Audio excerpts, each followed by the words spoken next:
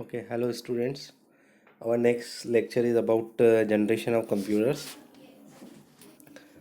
So there are different generations. Uh, Over these generations, computers are evolved. So there are five generations of computers: first, second, third, fourth, and fifth.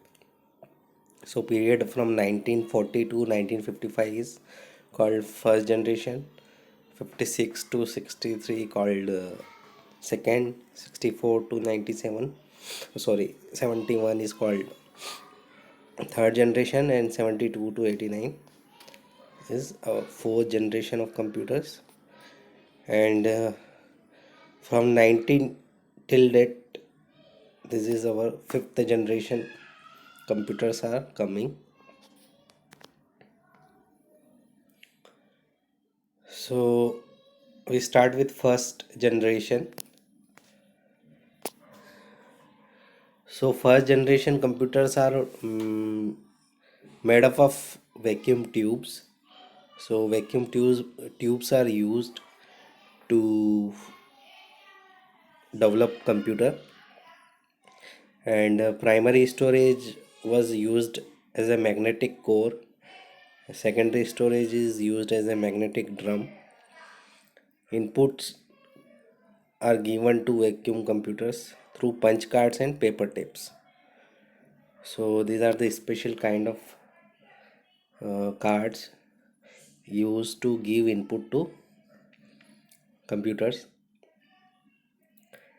Then outputs is taken in form of printouts, and the operating system used for vacuum tube computer is batch processing operating system. And some of the examples of first generation computers are ENIAC, Univac, IBM 701, IBM 650. Okay, so in first generation, vacuum tubes are used to process your data for some input. Okay, so computers are like very bigger in size, of like one room. Okay, then in second generation, from 1956 to 1963, transistors are used to develop computers hardware. And the storage used, primary storage used as a magnetic core, magnetic material to store data. Secondary storage is also have magnetic tape and magnetic disk. Using that, you can store your data permanently. Then again, input is done through punch cards and paper tapes, like vacuum tapes. Output is also taken on print as a printout. And operating system used for this computer is also batch processing and multi-programming operating system.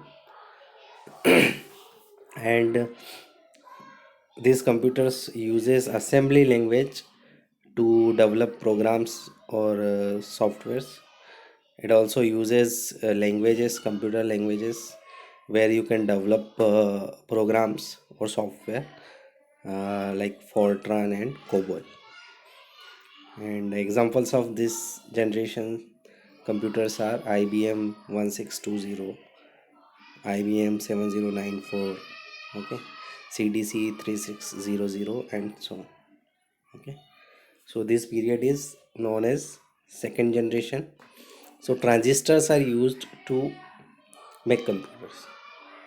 Okay, so transistors are nothing but small electronic component. Okay, how it looks like, you can see in diagram. This is transistor, and the second generation computer is almost like very big in size, almost like a room or a wall of your room. Okay, so millions of transistors are used to make your computer work. Okay, Then third generation computers used integrated circuits, okay, ICs. So ICs are very small in size and made up of silicon chip, so silicon material we can say. So it consists of millions of one IC consists of millions of transistors. So you can compact your computer in a small size. Okay. So it uses primary storage, or we can say RAM, as magnetic core, and secondary storage as magnetic disk, input through keyboard and mouse. So instead of using punch card and mm, as an input, we use keyboard and mouse. And you can take your output on monitor instead of printouts. Okay. So till second generation, we used to take output on printout papers, but after this generation we used monitor to take our output or result. And the operating system used in these computers are remote processing, time sharing, real time, multi programming. Okay, so these are the features that can operating system gives for a particular computer. So you can process your data remotely, or sitting, mm, or you can process your data at long distance. Time sharing, you can share your computer with multiple users real time. Okay, you can run real time programs, multi programming, multiple programs can be run on these operating systems. So these are the features of operating system implemented in third generation. Okay, and programming language used for these computers are high level languages, or high level languages are those which are written in English like language. Okay, not written in assembly or low level languages like in binary system or in form of 1 or 0. So they are written in English like commands. So Fortran second to fourth, COBOL, Pascal, PL1 basic, Algol 68, these are the high level languages used for programming purpose, to make softwares or to make applications. Okay, so in this generation, some examples of computers are IBM 360 series, Honeywell 6000 series, PDP, IBM 370, TDC. These are the names of computers of this generation. Okay, then next, this is the diagram for third generation. So integrated circuits or ICs, you can see integrated circuit or small chips which contain millions of transistors. So the size reduces to a small board, or almost 1 feet to 2 feet size. Okay, you can see the diagram of computer. So it is reduced to very small size because of these integrated circuits. Otherwise the size of computers are almost like equal to one room. Okay, then the period from 1972 to 1989 is known as fourth generation VLSI microprocessor based. So large scale integrated circuits used. So again it uses very large scale integrated circuit, means it ICs consist of more transistors. Okay, or more compact. So you can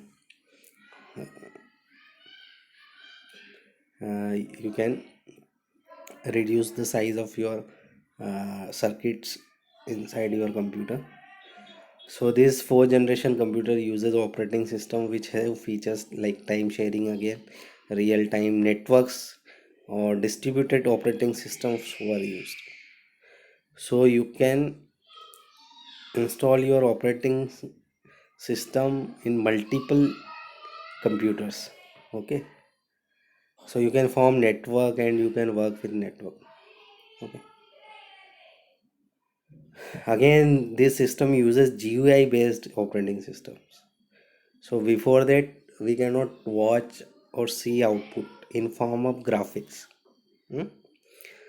We will just see, we can see output in like one black and white screen. Okay. But after coming of these computers, so with the help of graphics, you can uh, interact with softwares in form of graphics or some images or okay. So like MS DOS, MS Windows, these are the operating systems where you can see your output, you can see the files, folders, images and all. Okay. So in this type of computers, languages used to develop softwares or programs are high level languages like C programming, C++, DBase. So these are the languages used to develop programs for this generation. And examples of computers in these generations are DAC 10, Star 1000, PDP 11, Cray 1. Okay, Cray XMP. This is supercomputer in fourth generation. Okay, so these are the features which are developed in fourth generation over the time, and the last generation is, so you can see the example or figure of fourth generation computer, like very compact in size with monitor, CPU and keyboard, mouse, and VLSI chip. Okay, integrated, very large scale integrated chip. So it means it have many transistor within this small space. Okay, so this is fourth generation. Okay, so VLSI microprocessor based means they have a small processor which have capability to compute large data or instructions. Okay, then the fifth generation came from 1992 till date. We are using ULSI microprocessor and artificial intelligence based computers. So ULSI means ultra large scale integrated circuits used. So very small chip can work or have many transistors or have very more capability to process your information data. So in this generation you can do parallel processing. Okay, so you can use multiple processors to process your data, or you can run AI, artificial intelligence softwares. Okay, so you can compute complex instructions or computations using these computers. So AI includes robotics, development of expert system to make decisions in real life situation, natural language understanding, neural networks, game playing. So all these features, because of this hardware, you can work with robotics. You can make expert systems where systems can decide, make decisions with their own real life situations. Okay, so robot can understand what to do with its nearby environment. Okay, so before that, only we have to program, we have to give input, we it takes gives output. But in AI systems, machine will learn itself according to environment. Okay, okay, what next we have to do? Okay, so game playing is also one of the part of AI, artificial intelligence. Means this machine can decide what to do in which situation. Okay, like our human brain do. So operating systems also have these features: time sharing, real time networks, distributed operating system. So these are the operating system used to control hardware or to communicate between applications, hardware, and languages used to develop programs or softwares. All are written in high level languages or natural languages. Okay, like in today's scenario, Python. Okay, Python is used for this AI applications. So examples of today's computers are desktop, laptop, notebook, ultrabook, digital computers like scientific and all. So this is our fifth generation. So this generation have computers with more intelligence.